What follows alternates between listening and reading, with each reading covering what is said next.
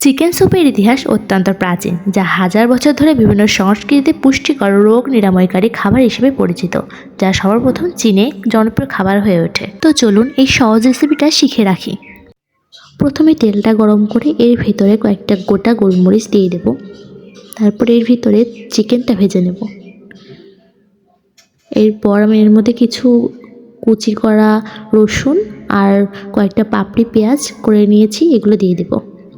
তারপর এটা ভালো করে নেড়ে চেড়ে যখন এইভাবে কালারটা চেঞ্জ হয়ে আসবে, তারপরে পরিমাণ মতন জল দিয়ে সেটা আমি ছেঁকে নিয়েছি।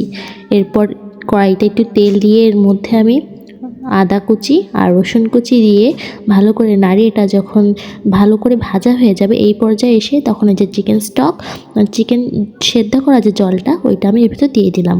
এই চিকেন স্টকটাই মূলত আমাদের স্যুপের ঝোল। তো এর ভিতরে আমি সয়া সস দিয়ে দিচ্ছি। এরপর একে একে আমি যে সবজিগুলো কেটে রেখেছি, তো আমি এখানে নিয়েছিলাম গাজর, মটরশুঁটি আর টমেটো। তো আমার ঘরে যা ছিল আমি সেটা দিয়েই করেছি। তোমরা চিকেন এর স্যুপ বানাতে যে কোনো সবজি ব্যবহার করতে পারো। এর ভিতরে আমি চিকেনটাও দিয়ে দিয়েছিলাম। তো এরপরে ভালো করে নাড়িয়ে নেব। আমি গোলমরিচ গুঁড়ো দিয়ে দিলাম। এবার আমরা 20 মিনিট অপেক্ষা করব। ঠিক 20 মিনিট পরে যখন এই সবজিগুলো সেদ্ধ হয়ে আসবে, তখন 2টা ডিম ভেঙে এর ভিতরে ভালো করে দিয়ে খুব তাড়াতাড়ি এগুলো নেড়ে নিতে হবে। এরপর যখন এইগুলো ডিমটা ভালো করে একটু সেদ্ধ হয়ে আসবে, তারপর আমরা এখানে কর্নফ্লাওয়ার অ্যাড করব। তো আমি এটা আগে থেকে গুলে রেখেছিলাম, তো দিয়ে দিলাম আমার কর্নফ্লাওয়ারটা। এরপর 5 মিনিটের মধ্যেই কিন্তু আমাদের স্যুপটা রেডি হয়ে যাবে পরিবেশনের জন্য। তো সবাই কমেন্টে বলো যে এই রেসিপিটা তোমাদের কেমন লাগলো।